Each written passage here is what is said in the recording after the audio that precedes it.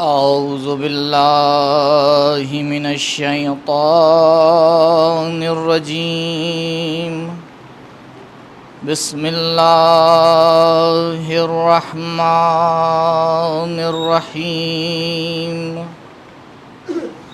الحمد لله على ما أنعم وله الشكر على ما ألهم وله الثناء بما قدم من عموم نعم ابتداها وسبوغ آلاء أسداها وتمام منن والاها والصلاة والسلام والتحية والإكرام على النبي المصطفى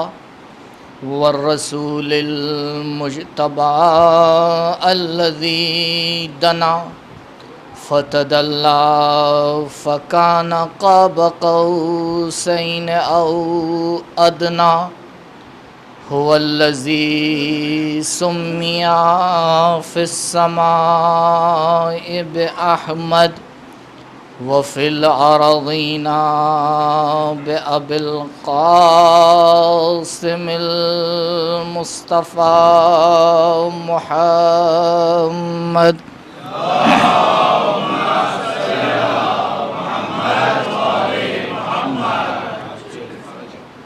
وعلى آله الأطيبين الأطهرين المعصومين المظلومين الذين أذهب الله عنهم الرجس وطهرهم تطهيرا.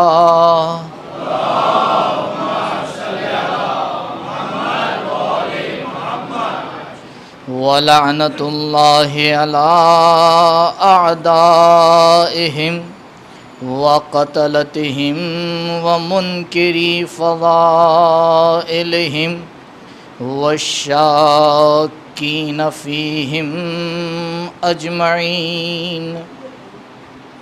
أما بعد فقد قال الله الحكيم في بيانه الكريم. أعوذ بالله من الشيطان الرجيم.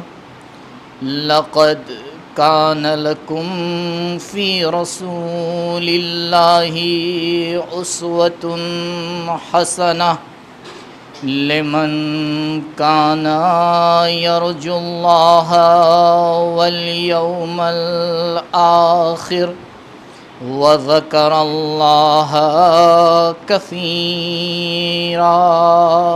درود پڑھیں بر محمد و آل محمد.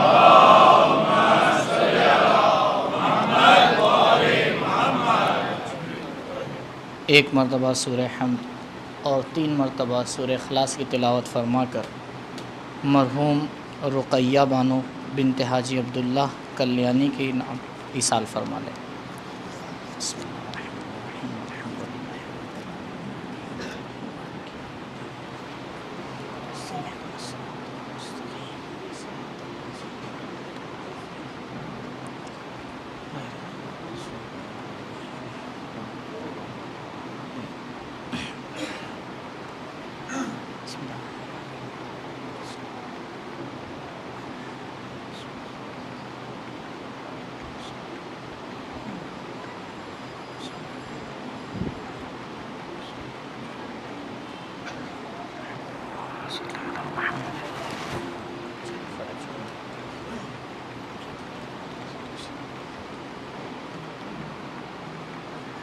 اس سے پہلے کہ جس آیت کی میں نے تلاوت کی اس کے ذیل میں کچھ باتیں آپ کی خدمت میں عرض کروں.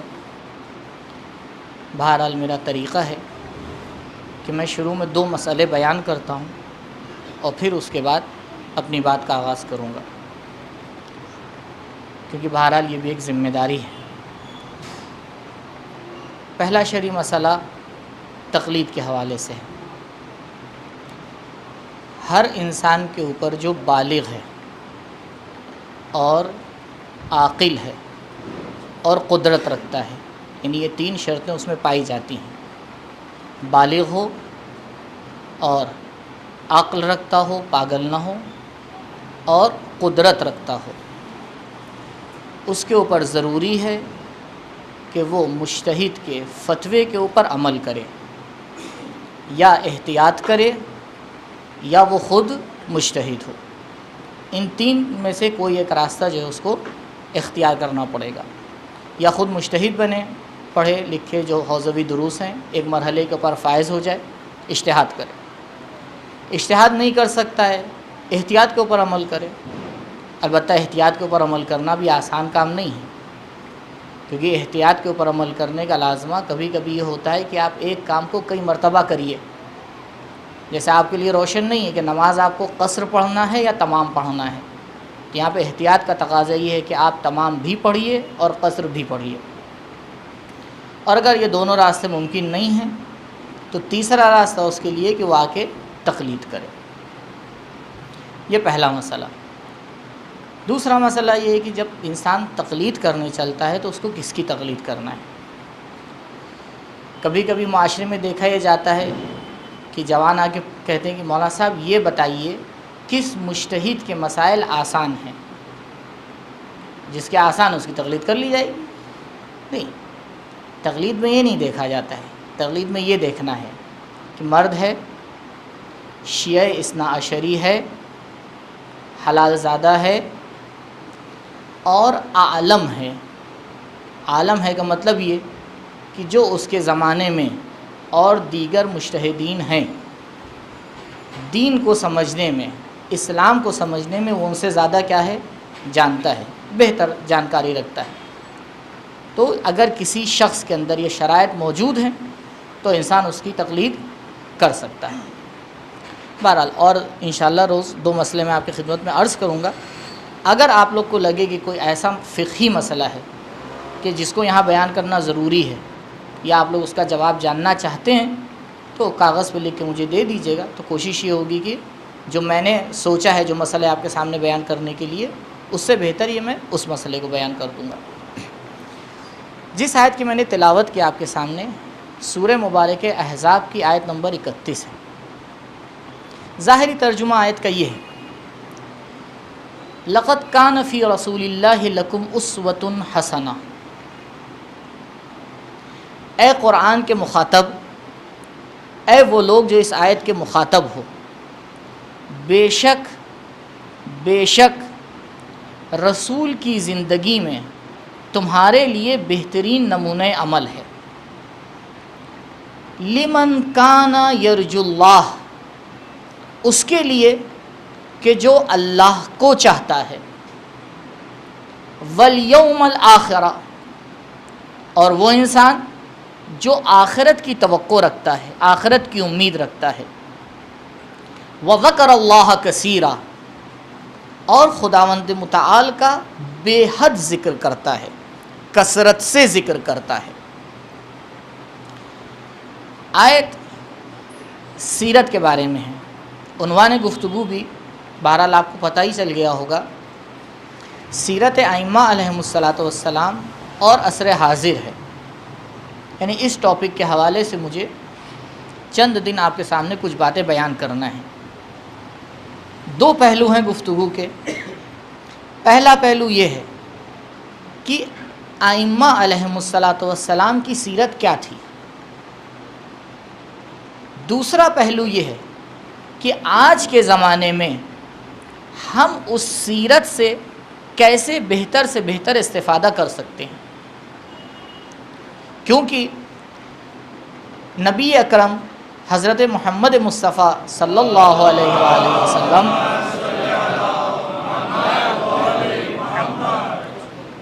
اپنی مشہور اور معروف حدیث کے تحت انی تارکم فیکم الثقلین کتاب اللہ و عطرتی اہل بیتی ما ان تمسکتم بہما لن تضلوا بعدی ابدا۔ اس حدیث ثقلین کے سائے میں دو گرام بہا چیزیں ہمارے درمیان چھوڑ کے گئے ہیں، ایک کا نام ہے قرآن اور ایک کا نام ہے عطرت۔ ایک کا نام ہے خداوند متعال کی نشانی لیکن صامت نشانی، دوسرے کا نام ہے خداوند متعال کی نشانی لیکن ناطق نشانی۔ یعنی خداوند متعال نے بشریت کی ہدایت کے لیے ایک نور کو نازل کیا، جب یہ نور اس زمین کے اوپر آ کے پہنچا تو خداوند متعال نے اس کو دو حصوں میں تقسیم کر دیا، ایک کو زبان دے دی، ایک کو چپ رکھا، کہا ایک کتاب قانون ہے، دوسرا اس کی تفسیر بیان کرنے والا ہے۔ اگر اس کتاب کو تمہیں انسان کی صورت میں دیکھنا ہو تو اہل بیت کے اوپر نظر ڈال دینا، اگر اسی انسان کو تمہیں قرآن کی صورت میں دیکھنا ہو، تمہیں کتاب کی صورت میں دیکھنا ہو تو قرآن کے اوپر نظر ڈال دینا۔ یہ دونوں ایک دوسرے سے جدا نہیں ہو سکتے یہاں تک کہ حوض کوثر پر میرے اوپر وارد ہو جائیں۔ تو خداوند متعال نے یہ دو گراں بہا چیزیں جو ایک ہی حقیقت کی طرف پلٹ رہی ہیں ہمارے درمیان ان کو بھیجا۔ کس لیے بھیجا؟ خدا کا مقصد کیا تھا؟ کیا ان کی تعریف کروانے کے لیے بھیجا؟ کیا اس کائنات کو سجانے کے لیے بھیجا؟ کہا اگر ان کی تعریف ہی کروانا ہوتی تو ملائکت کو تو ہم نے خلق ہی اس لیے کیا کہ وہ محمد و آل محمد کی تعریف کریں، یہ گنہگار انسان ان کی کیا تعریف بیان کرے گا؟ اگر اس کائنات کی خلقت کا مقصد ان کو خلق کرنا ہوتا تو بہرحال ان کو ہم نے اس کائنات سے پہلے خلق کر دیا، بلکہ کائنات ان کے صدقے میں خلق کی گئی۔ تو اس دنیا میں ان کو اس عرش سے فرش پر لانے کا مقصد کیا تھا؟ دیکھیں بہت ہی اہم پوائنٹ ہے ہماری زندگی میں، وہ یہ کہ آخر وہ انوار مقدسہ کہ جن کے بارے میں معتبر روایات موجود ہے کہ حللنا فحللت الملائکہ، سبحنا فسبحت الملائکہ، قدسنا فقدست الملائکہ، جب ہم نے خداوند متعال کے لیے لا حول ولا قوت الا باللہ کا کلمہ پڑھا تو ہم سے ملائکہ نے سیکھا کہ کس طرح سے تحلیل کی جائے گی، جب ہم نے خدا کی تقدیس کی تو ہم سے ملائکہ نے سیکھا کہ کیسے تقدیس کی جائے گی، جب ہم نے تکبیر پڑھی تب ملائکہ نے ہم سے سیکھا کہ کس طرح سے خدا کے بارے میں توحید کی گواہی دی جائے گی۔ جو معلمین ملائکہ ہیں، جو ملائکہ کو سکھانے والے ہیں، جن کا مقام عرش بنایا گیا تھا، وہ آخر کیوں کر فرش کے اوپر تشریف لے آئے؟ بھائی اعلی جگہ پر جینے والا انسان اگر آپ اس سے یہ کہہ دیجئے کہ قبلہ آپ بہت اچھی جگہ ہوٹل میں رہ رہے ہیں، آپ کے لیے بہترین انتظام ہم نے کیا ہے، لیکن آپ کہیں اور آ کے رہنے لگیے، تو ایک مرتبہ وہ آپ سے پوچھے گا مقصد کیا ہے؟ بھائی جب میں یہاں رہ ہی رہا ہوں تو آپ جو میرا مکان بدلنا چاہ رہے ہیں، آپ جو مجھے دوسری جگہ لے جانا چاہ رہے ہیں، تو اس کا مقصد کیا ہے؟ اگر کوئی مقصد نہیں ہے اور وہ انسان جانے کے لیے تیار ہو جائے تو تعجب ہے اس کی عقل کے اوپر کہ بھئی جو بہترین جگہ رہ رہا ہے، ہر طرح کی نعمتیں فراہم ہیں، تمام امکانات موجود ہیں، جو کہا وہ حاضر ہے، یہ تمام چیزوں کو چھوڑ کر وہ ایسی جگہ کیوں جا رہا ہے جہاں مصائب ہی مصائب ہیں، جہاں عدم شناخت ہے، جہاں کوئی پہچاننے والا نہیں ہے، جہاں سننے کے بعد انکار کرنے والا ہے، جہاں بیعت کرنے کے بعد توڑنے والا ہے، جہاں ملنے کے بعد بھاگنے والا ہے، جہاں ملنے کے بعد منافقت کرنے والا ہے، جہاں غدیر میں بیعت کرنے کے بعد انکار کرنے والا ہے، تو کیا ضرورت پڑی ہوئی ہے؟ بھائی کچھ تو اس کے پیچھے لاجک ہوگی، کچھ تو اس کے پیچھے فلسفہ ہوگا، کچھ تو اس کے پیچھے حکمت عملی ہوگی۔ کبھی غور کیا؟ کبھی ایک مرتبہ یہ غور کیا کہ یہ انوار مقدسہ کہ جو خداوند متعال کی تحلیل و تسبیح میں مشغول تھی، جن کے ذریعے ملائکہ سیکھ رہے تھے، یہ آخر اس عرش بری سے اس فرش مکی پر آئی کیوں؟ جب ان کی زندگی کا مطالعہ کیا گیا، جب قرآن کی آیات کا مطالعہ کیا گیا، تو ایک ہی نتیجہ ملا کہ پتہ ہے یہ ایثار ہم نے کیوں کیا، یہ فداکاری ہم نے کیوں کی، یہ عرش سے فرش پر آنا ہم نے کیوں قبول کیا، یہ تمام زحمتیں ہم نے کیوں برداشت کی، یہ تمام تمہارا منہ پھیرنا ہم نے کیوں اقرار کیا، کیوں اس کو آگے قبول کیا؟ اس کے پیچھے ایک مقصد چل رہا تھا، وہ یہ تھا کہ جو انسان نہیں تھا اسے انسان بنا دیا جائے، جو جانور کی صورت میں پیروں پر چل رہا تھا اسے انسانیت کی اتنی عروج کے اوپر پہنچا دیا جائے کہ کوئی سلمان بن جائے، کوئی بوذر بن جائے، کوئی مقداد بن جائے، کوئی میثم تمار بن جائے۔ درود پڑھیں پر محمد و آل۔ جو مقصد تھا ان ائمہ کا آنے کا، اس پر کتنے لوگوں نے لبیک کہا۔ عجیب بات ہے، عقل نہیں مانتی، لیکن جب تاریخ پوری طرح سے آ کے گواہی دے دے تب کیا کیا جائے۔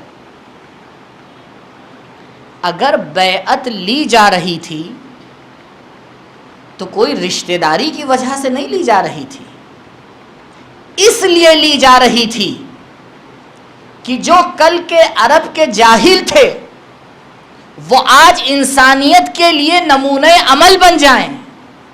لیکن جب انسان خود اپنے پیر کے اوپر کلہاڑی مارے تب اس کا کیا کیا جائے؟ تو یہ مقصد تھا، بھیجا گیا۔ اب یہاں پر ایک آ کے اعتراض کر دیا گیا، ایک آ کے شبہ کر دیا گیا۔ وہ لوگ جو ظاہری طور سے مانتے بھی تھے وہ بھی ایک اینگل سے الگ ہٹ گئے۔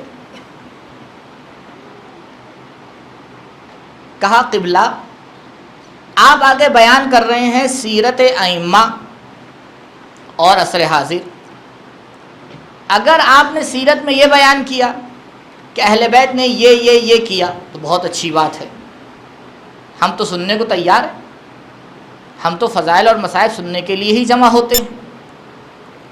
لیکن اگر آپ نے آ کے یہ کہا کہ ائمہ کی سیرت یہ تھی، ہمیں اس سے سبق لینا ہے، یہ بات نہیں ہو سکتی۔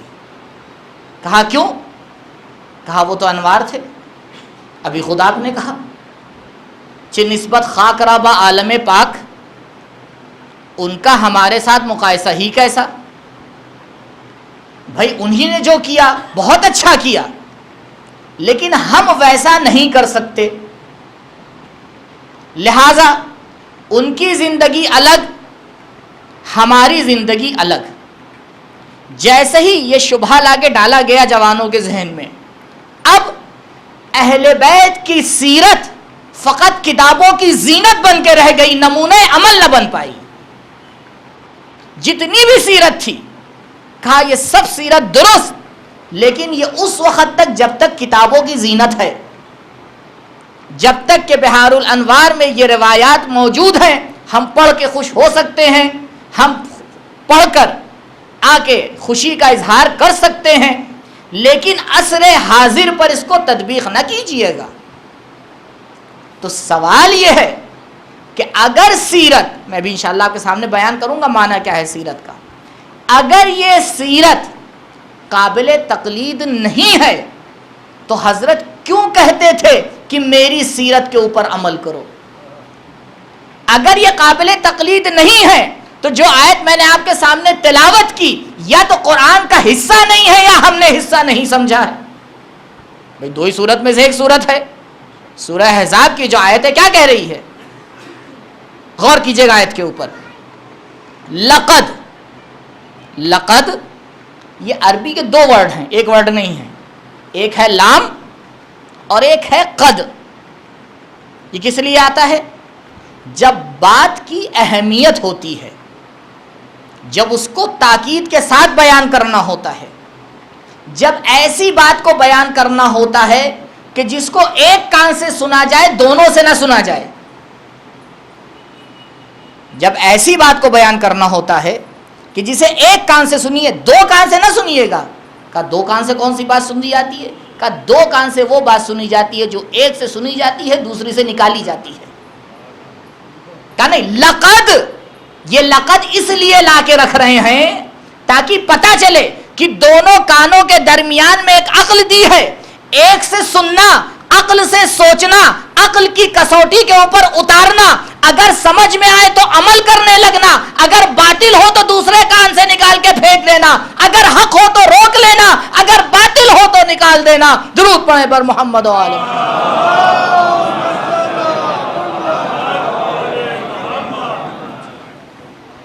تو کہا لقد، حقیقتاً، بے شک بے شک، کانا لکم، بے شک ہے، کانا یعنی ہے تمہارے لیے۔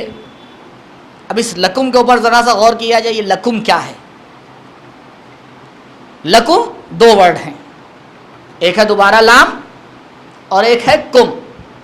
یا آپ نے کم کا ورڈ قرآن میں بہت جگہ دیکھا ہوگا، لقد، قد بھی بہت جگہ دیکھا ہوگا۔ قد افلح المؤمنون، بے شک مؤمنین کامیاب ہو گئے۔ دیکھیے اس آیت سے زیادہ اس آیت کے اندر تاکید ہے، کیونکہ اس آیت کے اندر فقط ایک تاکید ہے، وہ آیت کہہ رہی ہے قد افلح المؤمنون، بے شک مومنین کامیاب ہو گئے، لیکن یہ آیت کہہ رہی ہے لقد، ایک لام بھی ہے، بے شک بے شک، کانا ہے، لکم۔ سوال یہ ہے کہ اس آیت کا مخاطب کون ہے؟ یہ قرآن کئی طرح سے آگے خطاب کرتا ہے، ایک ایک اسٹیپ دیکھیے کئی طرح سے قرآن کے خطابات ہیں۔ کبھی کبھی قرآن کا خطاب یوں ہوتا ہے، قل هو اللہ احد، یہ قرآن کا خطاب ہے، اس میں مخاطب نبی کریم ہے۔ قل، کہہ دیجئے، یہ کہہ دیجئے کس سے کہا جا رہا ہے؟ بھائی نبی سے تو کہا جا رہا ہے۔ اتنا زیادہ امانت کی محافظت کی، بھائی اگر میں آپ سے کہوں، الطاف بھائی سے میں کہوں کہ الطاف بھائی ذرا آپ یہ جو یہاں کے ٹرسٹیز ہیں ان سے یہ کہہ دیجئے، اور قبلہ پہنچیں کہیں کہ بھائی مولانا صاحب نے کہا کہ کہہ دیجئے، اب وہ کہہ دیجئے بھی لے آئے، تو کہہ دیجئے لانے کی ضرورت تھوڑی ہے، بھائی جو بات کہی گئی ہے وہ آپ کہہ دیجئے، یہ لفظ قل کو کہنے کی کیا ضرورت ہے؟ کہا نہیں، حفظ امانت ضروری ہے، جس طرح سے وحی نازل ہوئی ہے اسی طرح سے وحی کو بتایا جائے گا۔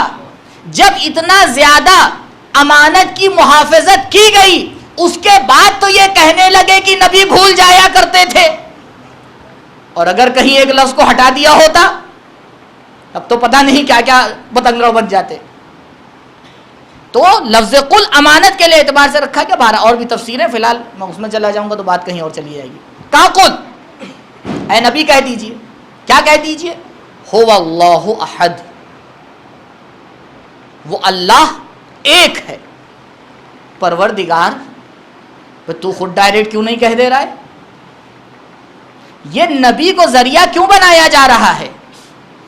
کہا ذریعہ اس لیے بنایا جا رہا ہے کیونکہ یہ مخاطب ابھی اس لائق نہیں بنا ہے کہ خدا کا مخاطب بن پائے، ابھی یہ اس لیول پر نہیں آیا ہے کہ خدا ڈائریکٹ اس سے خطاب کرے۔ کہا اے نبی آپ جا کے کہہ دیجئے، ابھی یہ کفار اس مرحلے پر نہیں آئے ہیں کہ خداوند کریم ڈائریکٹ ان سے مخاطبہ کرے، نبی آپ واسطہ بن جائیے، واسطے سے جا کے کہہ دیجئے۔ تو کبھی کبھی واسطہ اس لیے بنایا جاتا ہے کیونکہ مخاطب پست ہوتا ہے، آپ کہہ دیجئے، ہمارا کہنا مناسب نہیں ہے کیونکہ خدا کی ذات برتر و بالا ہے، جو مخاطب ہے وہ ابھی خدا کو پہچانا ہی نہیں ہے۔ ایک مرحلہ۔ دوسرا مرحلہ کہا یا ایھا الناس قل اعوذ برب الناس، خطاب لفظ ناس سے ہوا۔ کہا ناس سے خطاب کا معنی کیا ہے؟ کہا ناس سے خطاب کا معنی یہ ہے کہ ہر وہ جانور جو دو پیر پر چلتا ہے اور عقل رکھتا ہے وہ ناس کے دائرے کے اندر آ جائے گا۔ اب یہاں پہ خطاب ختم ہو گیا، یہاں پر واسطہ ختم ہو گیا، بلکہ ناس کو مخاطب بنایا گیا. یہ دوسرا مرحلہ. تیسرا مرحلہ، یا ایھا الذین آمنو، اے وہ لوگ جو ایمان لے کے آئے ہو. دیکھیے پہلا مرحلہ کیا تھا؟ پہلے مرحلے میں عوام، پبلک، عام انسان ڈائریکٹ خداوند متعال کا مخاطب نہیں بن رہا تھا، بلکہ ایک واسطہ تھا، واسطے کے بعد مخاطب بن رہا تھا. دوسرے مرحلے میں ناس کو مخاطب بنایا گیا، پبلک کو مخاطب بنایا گیا، عام انسانوں کو مخاطب بنایا گیا. اب چاہے وہ مسلمان ہو، چاہے وہ غیر مسلمان ہو، مرد ہو، زن ہو، جو بھی ہو، سب کو مخاطب بنایا گیا. تیسرا مرحلہ اور دائرہ چھوٹا کر دیا گیا، یا ایھا الذین آمنو، اے وہ لوگ جو ایمان لے کے آئے ہو. اب ایمان لانے والوں کا دائرہ اور چھوٹا ہو گیا. چوتھا خطاب وہاں پر ہے جہاں پر خداوند متعال آ کے نجوا کرتا ہے. کہا نجوا کرنے کا مطلب کیا ہے؟ کہا نجوا کا مطلب یہ ہوتا ہے کہ کسی سے کان میں بات کرنا. جب بہت ہی کوئی امپورٹنٹ بات ہوتی ہے، خدا نہیں چاہتا کہ کوئی دوسرے سنے، تو آ کے وہ نبی کے کان میں اس کو بیان کرتا ہے. تو یہ قرآن میں اگر آپ جتنے بھی خطابات دیکھیں گے وہ ان چار میں سے کوئی ایک ہوگا. یا خطاب واسطے کے ساتھ ہوگا، یا خطاب عام پبلک کے ساتھ ہوگا، یا خطاب مومنین کے ساتھ ہوگا، یا خطاب کچھ خاص بندوں کے ساتھ ہوگا. یعنی مومنین میں سے بھی کسی کو چنا جائے گا اور اس سے آگے مخاطبہ کیا جائے گا، اس سے آگے گفتگو کی جائے گی. اور خطاب کے بعد جو بات آتی ہے وہ سمجھا دیتی ہے، کیونکہ مسئلہ کبھی عام ہوتا ہے، توحید کا ہوتا ہے، توحید کا مسئلہ عام ہے، تو اس میں مخاطب تمام پبلک کو بنایا جاتا ہے، اس میں مخاطب واسطے کے ساتھ بنایا جاتا ہے. کبھی مسائل روزے اور نماز کے ہیں، روزے اور نماز کے مسائل اسی کے لیے بیان کیے جائیں گے جو یا ایھا الذین آمنو کے دائرے میں آ چکا ہو. جو ابھی یا ایھا الذین آمنو ہی نہیں بنا ہے، اس سے یہ تھوڑی آ کے کہا جائے گا قبلہ نماز پڑھ لیجئے، روزہ رکھ لیجئے، زکوٰۃ و خمس دے دیجئے. پہلے ایمان لے کے آئیے تب احکام جاری ہوں گے، تو دائرہ کم ہو گیا. پھر جو راز کی باتیں ہوتی ہیں، جو خاص ولایت کی باتیں ہوتی ہیں، جو خاص توحیدی باتیں ہوتی ہیں، وہ ہر مومن سے بھی نہیں کہی جاتی، بلکہ مومنوں سے بھی خاص لوگوں کو چنا جاتا ہے. جناب کمیل ہیں، رات کا اندھیرا ہے، مولا کمیل کا ہاتھ پکڑتے ہیں، رات کے سناٹے میں لے کے جاتے ہیں. کمیل آج مجھے تمہیں کچھ بتانا ہے. مولا مدینے میں تو بہت سے آپ کے ماننے والے ہیں، مدینے میں تو بہرحال کچھ اور بھی لوگ موجود ہیں، یہ صرف کمیل کو کیوں آپ نے چنا؟ تو اب جب نہیں مولا پلٹ کے جواب دیں، ہر کوئی کمیل نہیں بن سکتا. شاید یہی جواب شب عاشورہ حسین نے بھی دیا ہو، ہر کوئی کربلا والا نہیں بن سکتا. کچھ خاص انسان ہوتے ہیں جن کو اہل بیت آ کر چنتے ہیں، ان سے راز کی باتیں کی جاتی ہیں، ان سے نجوا کیا جاتا ہے، ان کو معارف ولائی اور معارف توحیدی بیان کیے جاتے ہیں. تو یہ چار مرحلے ہیں. تو کانا خیارا من الخیار کہ ایک کے بعد دیگری آتا ہے، انسان مراحل کو طے کرتا جاتا ہے. عام انسانوں کی فہرست میں ہوتا ہے، ابو ذر ہوتا ہے، کافر ہوتا ہے، بے ذر ہوتا ہے. جب اس دروازے پہ آتا ہے تو اس مقام کے اوپر پہنچ جاتا ہے کہ ذر تو بن ہی جاتا ہے، جس چیز پہ ہاتھ رکھ دیتا ہے وہ بھی طلا بن جاتی ہے. درود پڑھے پر محمد و آل محمد.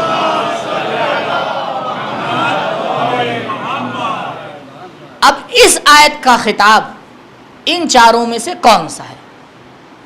بھائی یہ آیت بھی تو مخاطب کر رہی ہے، کسے مخاطب کر رہی ہے؟ لکم، کم خطاب کے لیے ہے، کم خطاب کا صیغہ ہے، سامنے والے کو بلانے کا صیغہ ہے. تمہارے لیے پروردگار، جو تمہارے لیے تو کہہ رہا ہے، تمہارے سے مراد ہے کون؟ تمام انسان؟ کچھ خاص انسان؟ یا نہیں آنے والی نسلیں؟ یا وہ نسل جو موجود ہے؟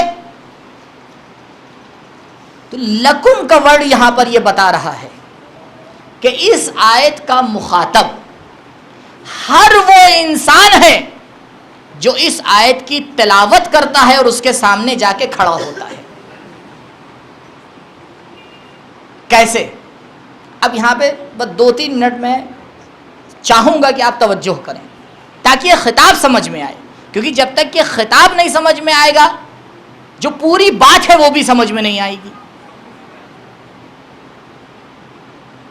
ایک مرتبہ درود پڑھی بر محمد عالم۔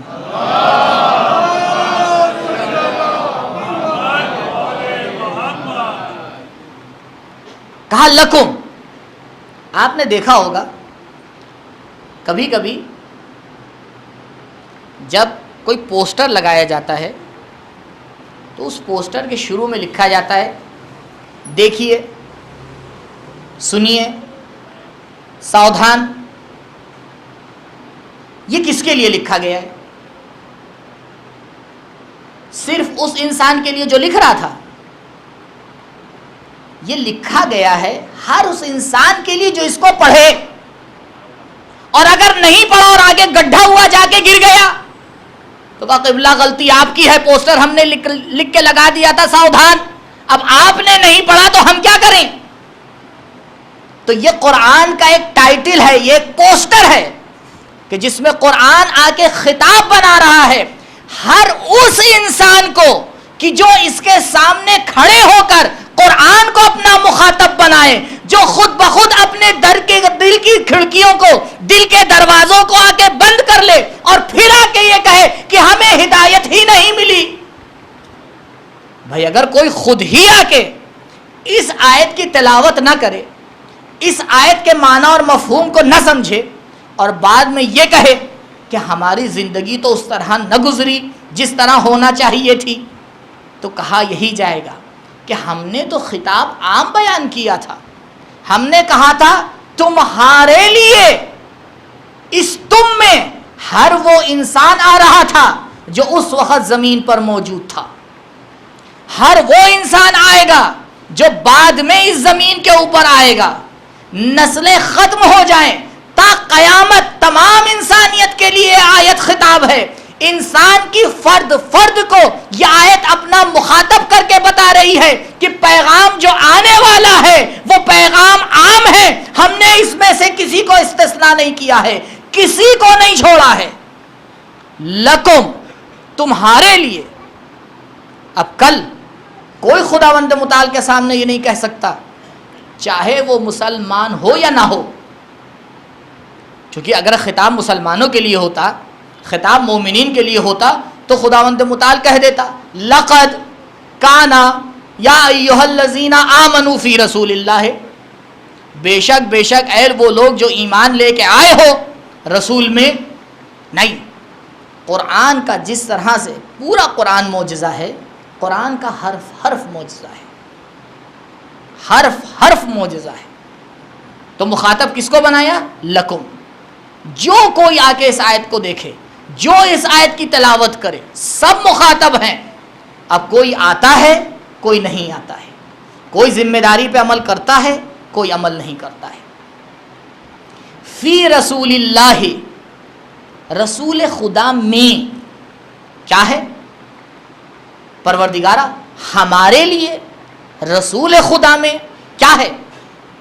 اسوۃ حسنہ، بہترین نمونہ عمل ہے، بہترین نمونہ عمل ہے۔ پروردگار کیوں خطاب کیا رسول سے؟ کہہ دیتا تمہارے لیے محمد ابن عبداللہ میں، بھئی ایک آیت میں نام آیا ہے، یہاں پہ بھی نام لا کے رکھ دیتا، تمہارے لیے اس انسان میں نمونہ عمل ہے،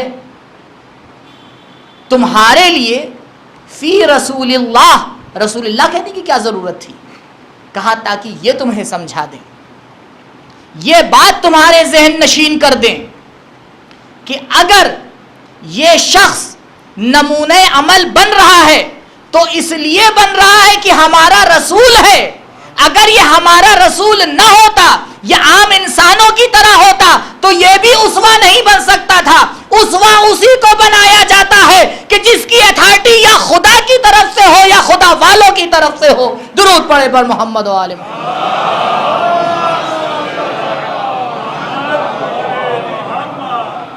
آئیڈیل اسی کو بنایا جاتا ہے کہ جو یا خود خدا کی طرف سے بھیجا گیا ہو یا جس کو خدا کی طرف سے بھیجا گیا ہے اس نے کسی کو بتایا ہو۔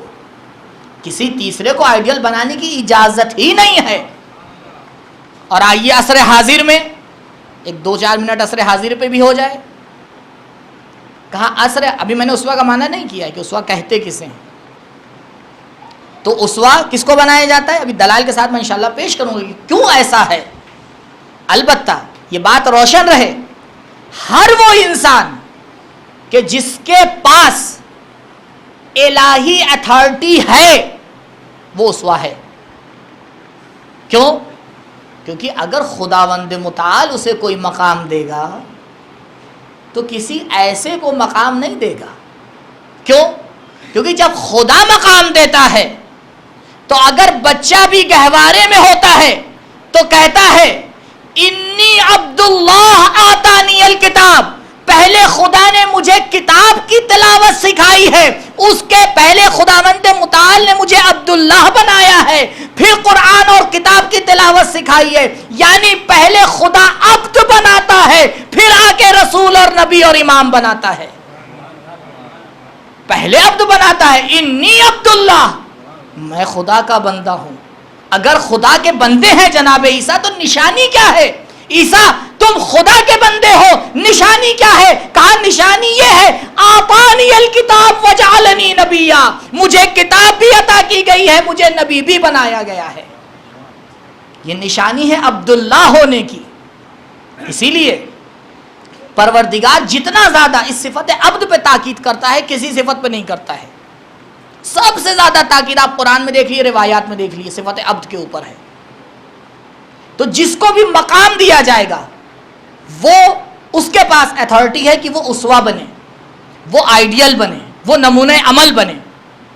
اب چاہے وہ عصر جاہلیت میں محمد مصطفیٰ بن کے نکلے، صلوات پڑھیے محمد،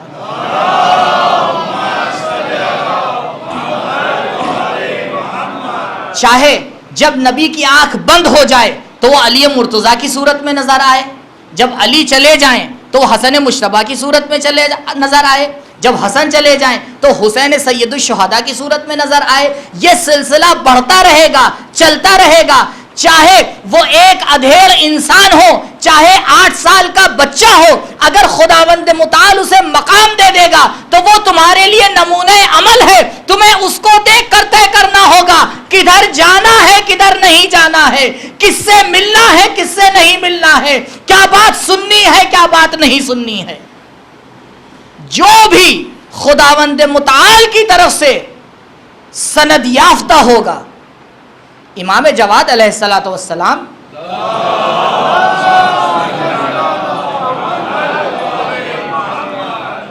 آپ جب منصب امامت پر فائز ہوئے، عمر کیا تھی آپ کی؟ 9 امام جب منصب امامت پہ فائز ہوئے، امام بنے، 8ویں امام کی شہادت ہوئی، کیا عمر تھی آپ کی؟ 6 سے لے کے 8، اختلاف تاریخ کو دیکھتے ہوئے کم سے کم جو عمر بتائی گئی ہے وہ 6 سال اور زیادہ سے زیادہ 8 سال۔ ہمارے معاشرے میں 8 سال کا بچہ کیا کر سکتا ہے؟ اگر وہ بہت اچھی ڈرائنگ بنا لے تو واہ واہ ہوتی ہے،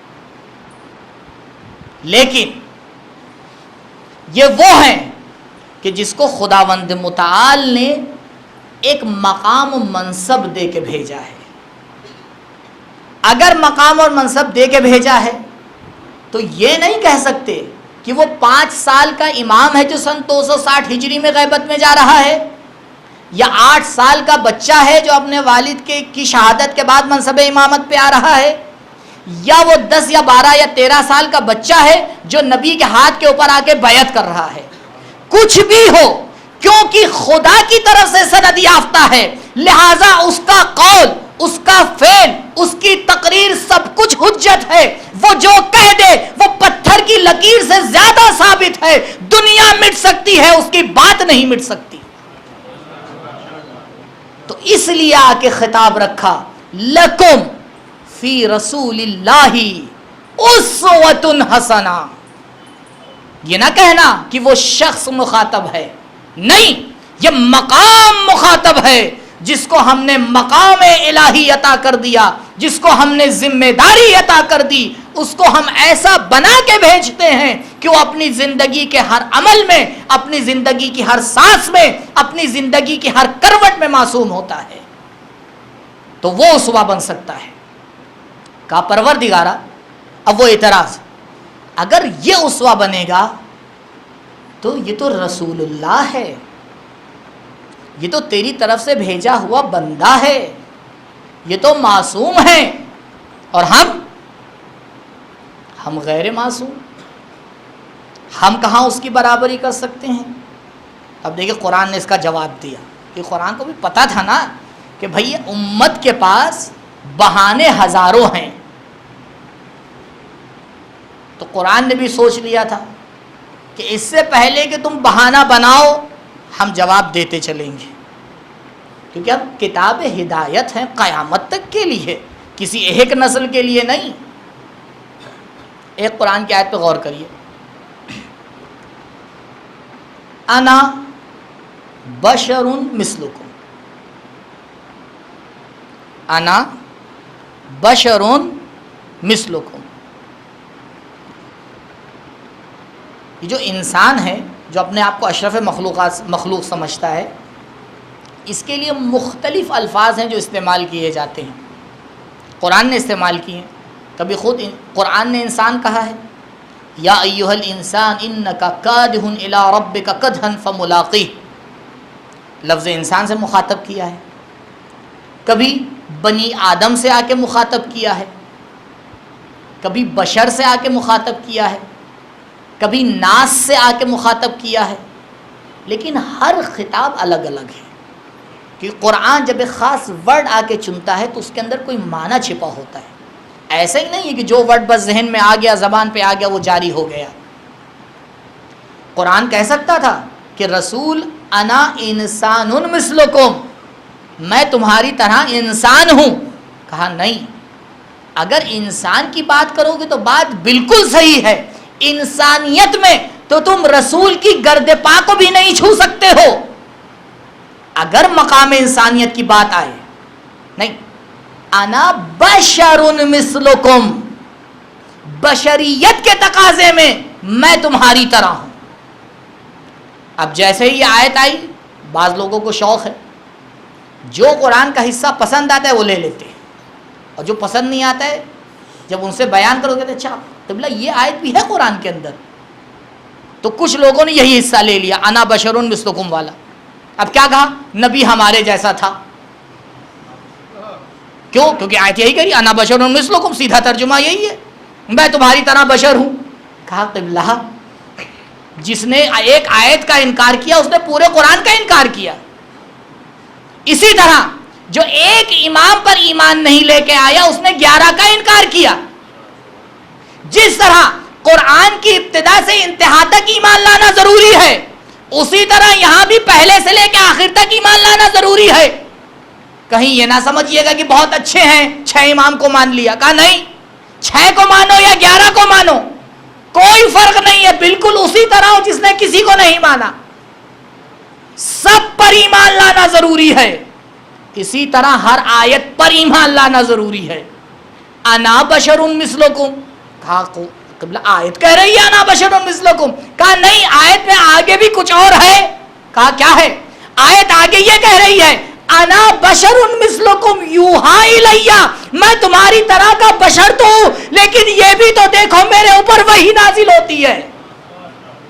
کہا اس وحی نے آ کے پورا مسئلہ کنارے کر دیا، اگر میں بشر ہوں تو ٹھیک ہے، لیکن اگر وحی تمہارے اوپر نازل ہوئے تو بتاؤ۔ کہا وحی نازل ہوتی ہے، کہا وحی نازل ہوتی ہے، قرآن تائید کر رہا ہے کہ وحی نازل ہوتی ہے، ان الشیاطین لیوحون الیہم، بعض بشر ایسے ہیں دنیا میں کہ شیطان ان کے اوپر وحی نازل کرتا ہے.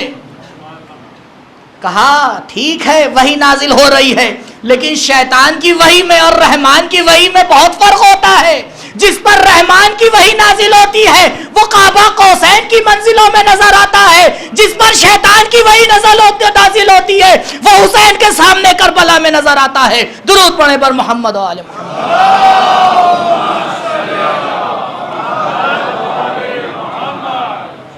انا بشر مثلکم، کیا ضرورت تھی قرآن کو یہ کہنے کی؟ قرآن شروع ہی سے کہہ دیتا یوحا الیہ کہ نبی کے اوپر وحی نازل ہوتی ہے. کہا نہیں، تمہیں یہ بتانا ہے کہ ہم نے اس انسان کو بشر بنا کے بھیجا ہے تاکہ بشری تقاضوں میں تم کبھی یہ نہ کہنا کہ ہم اس کی طرح نہیں ہو سکتے.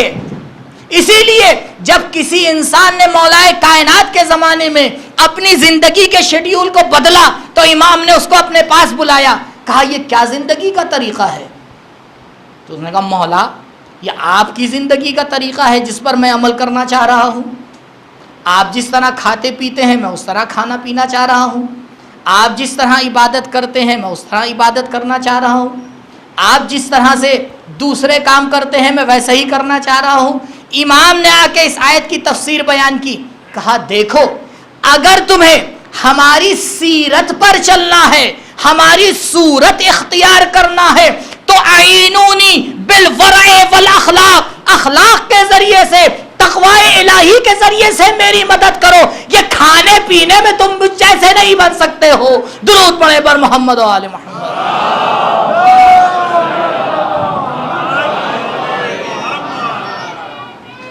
دیکھو وہ کون سے صفات ہیں جن صفات کا ہم پیکر ہیں. دیکھو وہ کون سی نشانیاں ہیں جن نشانیوں کی ہم نے تبلیغ کی ہے. دیکھو وہ کون سی باتیں ہیں جس کے اوپر ہم پوری زندگی تاکید کرتے رہے ہیں. ہماری سیرت کو سمجھو، اپنی صورت کو سدھارو. اگر یہ نہ کیا اور اس دنیا سے چلے گئے تو پھر یہ نہ کہنا ہم علی والے تھے. والا وہی ہوتا ہے جو اس کی سیرت پہ عمل کرتا ہے. وقت ہو گیا، انشاءاللہ سیرت پہ روشنی ڈالوں گا. اسی لیے جب بھی آپ کائنات پہ نظر ڈالیے گا، خلقت آدم سے تا قیامت، دو سیرتیں آپ کو ضرور نظر آئیں گی. ایک سیرت رحمانی اور ایک سیرت شیطانی. تیسرا آپشن نہیں ہے. کوئی یہ نہ سمجھے کہ کوئی نیوٹرل راستہ بھی ہے، اما نہ ادھر جائیں گے نہ ادھر، بیکار کی باتیں. چلیے چپ چاپ اپنی زندگی گزار لیں. چپ چاپ نہیں ہے اسلام میں. کچھ دن پہلے آپ نے سنا ہوگا نا، 1 سال ہو گیا تقریباً، امریکہ نے ایک منشور نکالا تھا کہ جب عراق پہ اس کو حملہ کرنا تھا، پھر بعد میں اس کو تھوڑا سا چینج کیا، تو اس میں کہا کہ دنیا کے جتنے بھی ممالک ہیں، جتنی بھی کنٹریز ہیں، وہ یا ہمارے ساتھ ہیں یا ہمارے خلاف ہیں. کوئی تیسرا آپشن نہیں ہے. کیونکہ وہاں ایک تیسرا تھا تو پہلے ہی تیسرے کا ڈور بند کر دیا. یہ تیسرا تھا بھائی کوئی ایسی بھی کنٹری ہو سکتی ہے نہ تمہارے ساتھ ہو نہ تمہارے خلاف ہو. یہاں ممکن ہے لیکن عدالت کے راستے پر ممکن نہیں ہے، کیونکہ انسان یا صراط مستقیم پر ہوگا یا نہیں ہوگا. اگر ہے تو یہ رحمان کے راستے پر چلنے والا ہے، اگر نہیں ہے تو شیطان کے راستے پر چلنے والا ہے. کوئی تیسرا آپشن نہیں ہے کہ جو نہ رحمان کے راستے پہ چل رہا ہو نہ شیطان کے راستے پہ چل رہا ہو. اسی لیے پوری کائنات میں ابتدائے آدم سے لے کر انتہائی اس خلقت بشریہ تک آپ کو شیطان کے نمائندوں میں اور رحمان کے نمائندوں میں ہمیشہ ٹکراؤ نظر آئے گا. ہمیشہ ٹکراؤ نظر آئے گا. معاف کیجیے گا شاید بات طولانی ہو جائے، لیکن یہ بات میں یہی بیان کر دوں، نہیں تو پھر کل اس کو بیان کروں گا تو زیادہ وقت لے لوں گا.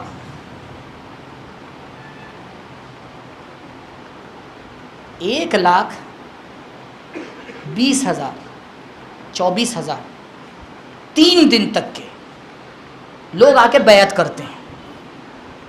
چھوٹا کارنامہ ہے یا بڑا کارنامہ؟ عظیم کارنامہ ہے. آپ تاریخ میں جا کے ڈھونڈیے، ہسٹری تلاش کر ڈالیے، غیر مسلمانوں میں آپ کو اس کی مثال نہیں ملنے والی ہے. اسلام کو چھوڑ دیجئے، دوسرے مذاہب میں آپ جا کے تلاش کریے کہ کوئی آ کے دکھائے کہ بشریت میں کسی ایک انسان کے لیے اتنی بڑی ظاہری طور کے اوپر بیعت لی گئی ہو. بے مثل اور بے مثال ہے. کتنے دن گزرے؟ 2 مہینے 12 دن، 70 دن. 70 دن کیا ہوتے ہیں؟ 70 سال کی تو بات نہیں ہو رہی ہے. 70 دن گزرے اور وہ لوگ اس کارنامے کو بھول گئے. بھولے نہیں تھے، عمل نہیں کیا. سوال یہ ہے، یہ جو اس بیعت کے اوپر عمل نہیں ہوا، کیوں نہیں ہوا؟ میں بہت تیزی سے اس لیے بیان کر رہا ہوں وقت کی وجہ سے. دیکھیے، مدینے میں 3 طرح کے لوگ ہیں. ایک وہ ہیں جو پوری طرح سے مولا کے فدائی ہیں. چند لوگ ہیں کہ جب یہ حادثہ ہوتا ہے آ کے مولا کے گھر میں آ کے پناہ لیتے ہیں اور اپنی جان نثار کرنے کے لیے تیار ہیں. 5 سے لے کے 6 لوگ ہیں. تھوڑی دور پر ایک گھر ہے، ایک سائبان ہے، ٹوٹی ہوئی چھت ہے، اس کے نیچے کچھ لوگ جمع ہوئے ہیں جنہیں نے یہ طے کر لیا ہے کہ جو غدیر میں بیعت لی گئی ہے اس کو عملی جامہ نہیں پہننے دیں گے، اس کو پورا نہیں ہونے دیں گے. ان کی تعداد کتنی ہے؟ کتنی ہے ان کی تعداد؟ ایک تاریخی معتبر کتاب لائیے جس میں یہ لکھا ہو کہ ان کی تعداد 1000 تھی. نہیں، زیادہ ہو گیا. ان کی تعداد 100 تھی. نہیں، زیادہ ہو گیا. ان کی تعداد 50 تھی. ان کی تعداد 20 تھی. ان کی تعداد 10 تھی. نہیں، ان کی تعداد 10 سے بھی کم تھی. تو دیکھ رہے ہیں آپ، جو صراط رحمان پر چل رہے ہیں ان کی تعداد کم، جو صراط شیطان پر چل رہے ہیں ان کی بھی تعداد کم. لیکن نہیں، ایک بڑی تعداد ہے، ایک بہت بڑا فیگر ہے جو اپنے آپ کو بے طرف کہہ رہا ہے. اے کاش یہی بے طرف با طرف ہو جاتے، علی کو ولایت مل جاتی. مولائے کائنات کو ظاہری ولایت پر لانے کے لیے جن لوگوں نے روکا یہ وہی بے طرف افراد تھے. کیونکہ اگر انسان بے طرف ہو جاتا ہے پتہ ہی نہیں چلتا ہے یہ کدھر جا رہا ہے. اگر علی کی حمایت کر دیتے تو کون علی کو خلافت پہ لانے سے روک سکتا تھا؟ چند لوگ کیا یہ کام کر سکتے تھے؟ کہا نہیں کر سکتے تھے. اس لیے کر لیا کیونکہ معاشرے نے یہ سمجھا کہ ہمارے پاس ایک تیسرا آپشن بھی ہے، وہ یہ ہے کہ ہم بے طرف بن کے رہ جائیں. لیکن تاریخ نے یہ بتایا کہ بے طرف آپشن کچھ نہیں ہوتا. اگر بے طرف ہوگے تو شیطان کے زمرے میں نظر آؤ گے. یہ تاریخی سچائی ہے. عصر حاضر میں بھی یہی بالکل معاملہ ہے. اگر ہم نے کبھی یہ سوچ لیا کہ نہ ادھر جھنجٹ میں پڑنا ہے نہ ادھر جھنجٹ میں پڑنا ہے، قبلہ جھنجٹوں سے دور رکھیے، تو بے شک جھنجٹوں سے دور رہیے لیکن حق سے دور نہ رہیے گا. اگر حق کو چھوڑا تو باطل کی فہرست میں نام لکھوائیے گا، بے طرف نظر نہیں آئیے گا. عمر سعد جب اس کے سامنے رکھا گیا کہ تمہیں یہ کام کرنا ہے، بہت اچھی طرح سے حسین ابن علی علیہ السلام کو پہچانتا تھا. صلوات نہیں پڑھی آپ نے؟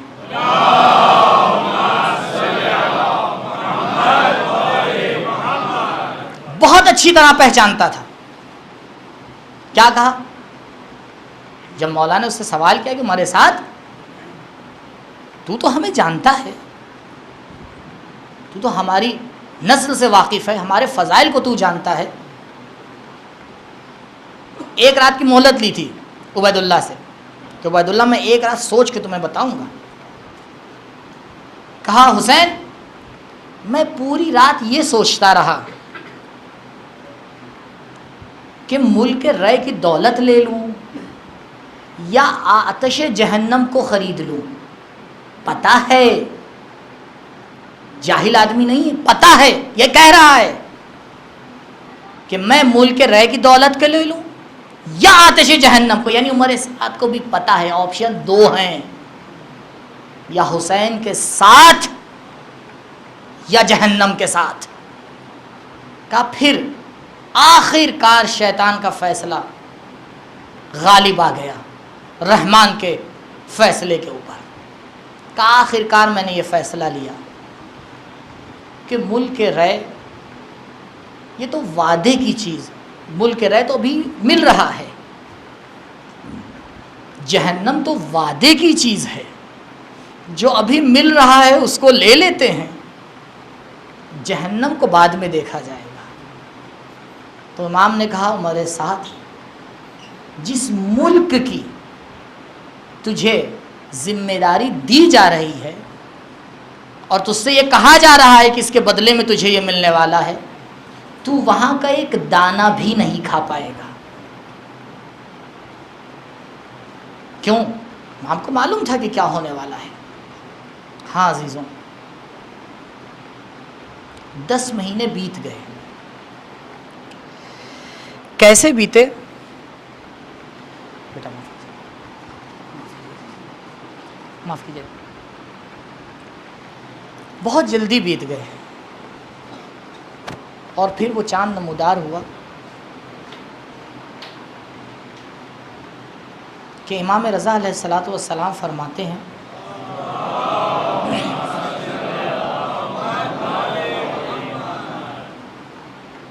کہ جب محرم کا چاند نمودار ہوتا تھا تو ہمارے بابا موسی کاظم کو کوئی مسکراتا ہوا نہیں دیکھتا تھا، اور بابا کے غم میں اضافہ ہوتا رہتا تھا، یہاں تک کہ عاشور کا دن آ جاتا تھا. اور جب شب عاشور آتی تھی تو پھر امام کی حالت قابل بیان نہیں ہوتی تھی. عزیزوں، فلک پر وہ چاند نمودار ہو گیا کہ جس کے انتظار میں زہرائے مرضیہ بیٹھی ہے.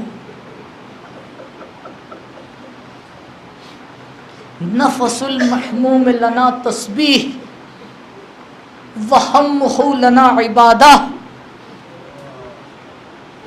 رونا تو بہت آگے کی چیز ہے عزیزوں، آنکھوں سے اشک کا آ جانا تو بہت بڑی نعمت ہے.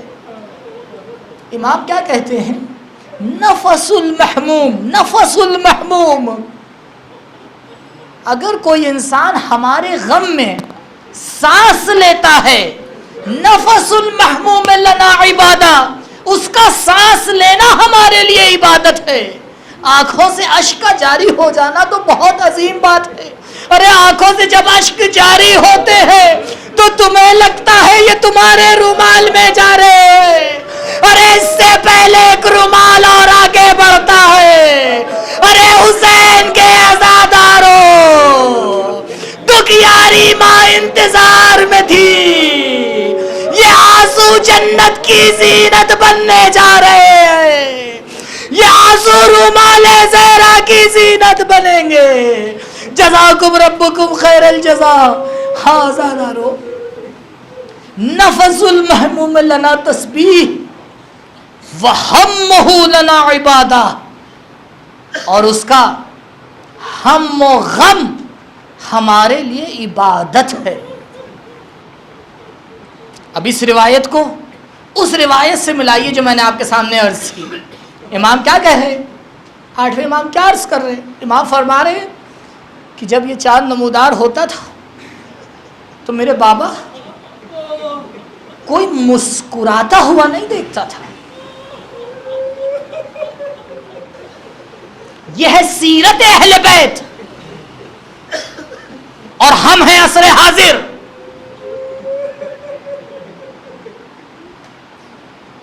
کیا صرف گریہ اور رونا 1 گھنٹے کی مجلس کے لیے ہے؟ کیا کالے کپڑے فقط فرش عزا پر آنے کے لیے ہیں؟ کیا یہ تمام چیزیں صرف اس لیے ہیں کہ جب ہم فرش عزا پر آئیں تو حسین کا ماتم منائیں؟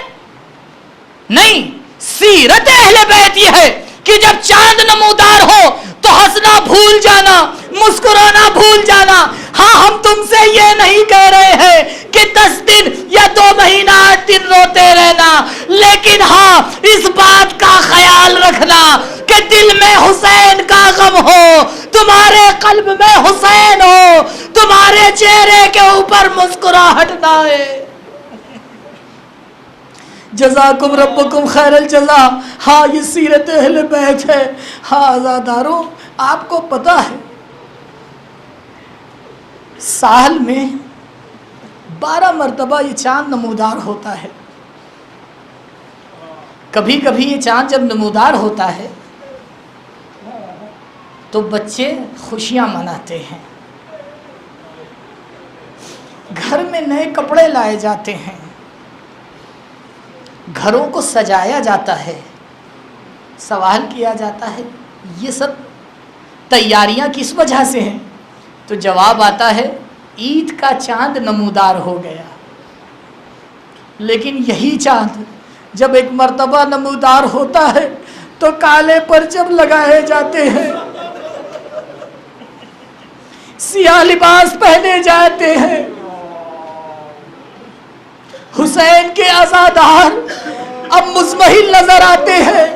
لیکن میں ایک سوال کروں گا، ارے چاند، تو وہی چاند ہے جو عید میں نمودار ہوا تھا. ارے یہ تبدیلی کیسے آ گئی؟ تو شاید ایک مرتبہ چاند پلٹ کے جواب دے. ارے تجھے نہیں معلوم، میں نے وہ منظر دیکھا ہے جو کسی نے نہیں دیکھا. ہاں، عاشور کا دن ختم ہو چکا تھا، سیدانیاں تھی، ایک خیمے سے دوسرے خیمے میں جا رہی تھی. امام سے سوال ہو رہا تھا، ارے سید سجاد یہ بتاؤ، ہم خیمے میں رہ کے جان دے دیں یا پردے کو چھوڑ کر باہر نکل آئے؟ تمہیں نہیں معلوم کہ یہ چاند جب نکلتا ہے تو اپنے ساتھ کیسے پیغام لے کے آتا ہے. جزاکم ربکم خیر الجزا.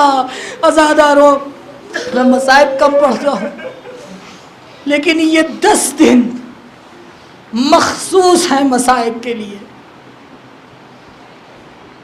تیاری کیجئے، خدا کے واسطے رونے کے لیے تیاری کیجئے. کیا پتا کہ دوسرا دن آئے اور ہماری آنکھیں بند ہو جائیں.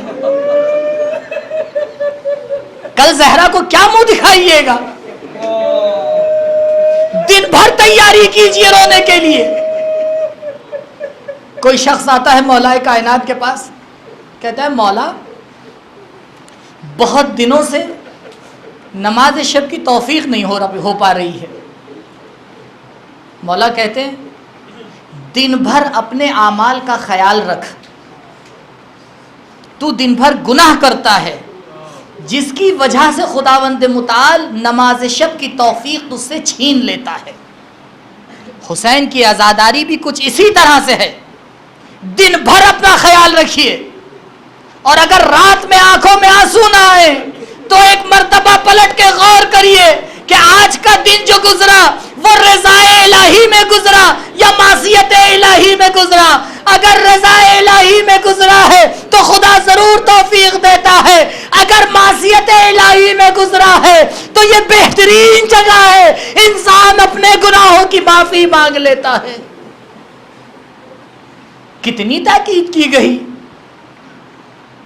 کہا اگر کوئی روئے، بہار الانوار میں پورا ایک چیپٹر ہے رونے کے اوپر، امام حسین علیہ السلام کے اوپر رونے کے اوپر پورا ایک چیپٹر ہے۔ وہاں پہ چھٹے امام سے ایک روایت میں نقل ہوتا ہے کہ اگر کوئی حسین پر روئے، من بکا، جو روئے، او اب کا، یا خود نہ روئے دوسروں کو رلائے۔ امام نے دیکھا کہ نہیں، حسین پہ رونے کی عظمت اس سے بھی عظیم ہے۔ ان البکاء علی الحسین تحیی الذنوب العظام، حسین پر گریہ کرنا انسان کے عظیم گناہوں کو بخشوا دیتا ہے۔ من بکا او اب کا، امام نے ایک ورڈ اور کہا، ایک جملہ اور کہا او تباہ کا، جو رونے والوں کی صورت بنائے۔ نہیں، رو نہیں رہا ہے لیکن صورت بنا رہا ہے۔ مولا یہ جو صورت بنا رہا ہے یہ تو منافقت ہے۔ کہا نہیں، یہ بہت اچھی منافقت ہے۔ ارے کم سے کم صورت بنا کے یہ تو بتا رہا ہے کہ یہ حق کو ماننے والا ہے، یہ حق کا مخالف ہے، یہ حسینی ہے، یہ علوی ہے، یہ الہی ہے، یا نہیں کسی اور خیمے کا ماننے والا ہے۔ من بکا او اب کا او تباہ کا وجبت لہ الجنہ، ارے یہ ہماری ذمہ داری ہے، ہم اسے جنت تک پہنچائیں گے۔ لیکن میں کہوں گا مولا، ارے یہ عزادار حاضر ہوئے ہیں، ایک مرتبہ نظریں کرو مولا، یہ عزادار آپ کو اگلی اکبر کا پرزہ دینے آئے ہیں، قاسم کا پرزہ دینے آئے ہیں، عباس کے بازوؤں کا پرزہ دینے آئے ہیں۔ ارے آخری بار مولا، یہ آپ کو زینب کی چادر کا پرزہ دینے آئے ہیں۔